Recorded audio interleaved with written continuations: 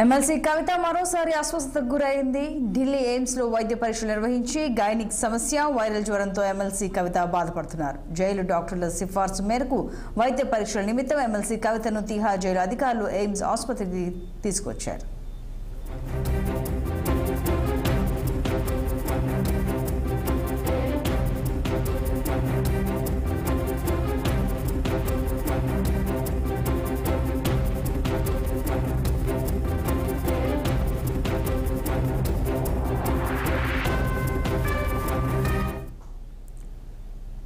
MLC కవిత మరోసారి అస్వస్థతకు గురయ్యారు. ఢిల్లీ ఎయిమ్స్ లో వైద్య పరీక్షలు నిర్వహించి గైనిక్ సమస్య, వైరల్ జ్వరంతో ఎమ్మెల్సీ కవిత బాధపడుతున్నారని తెలిసింది. ఇక జైలు డాక్టర్ల సిఫార్సు మేరకు వైద్య పరీక్షల నిమిత్తం ఎమ్మెల్సీ కవితను తిహార్ జైలు అధికారులు ఎయిమ్స్ ఆసుపత్రికి తరలించారు. ఇక మరింత సమాచారం మా చీఫ్ బ్యూరో అశోక్ అందిస్తారు. అశోక్, ఎమ్మెల్సీ కవిత ఆరోగ్య పరిస్థితి ఏ విధంగా ఉంది? డాక్టర్లు ఏం చెప్తున్నారు?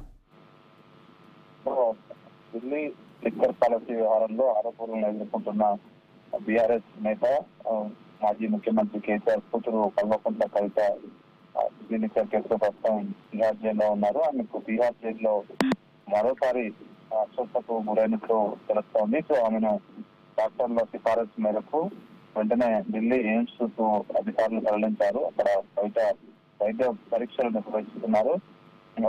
ఈ గతంలో కూడా కవితకు ఇలానే ఆరోగ్య సమస్యలు వస్తే అతను హాస్పిటల్ తరలించి చికిత్స చేయించారు. సో ప్రస్తుతం ఆమె గైనిక్ సమస్యలు, వైరల్ జ్వరంతో బాధపడుతున్నట్టు తెలుస్తా ఉంది.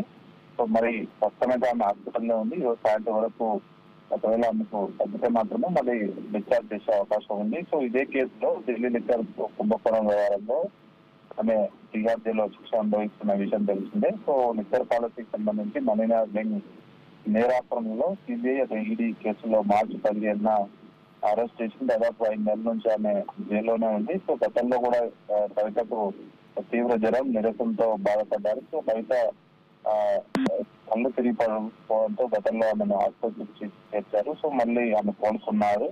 సో ఇప్పుడు తాజాగా ఆమె మరోసారి అస్వస్థతకు రావడం ఆమెను హాస్పిటల్ తరలించారు. సో దీనిపైన బీఆర్ఎస్ సంబంధించిన మీడియా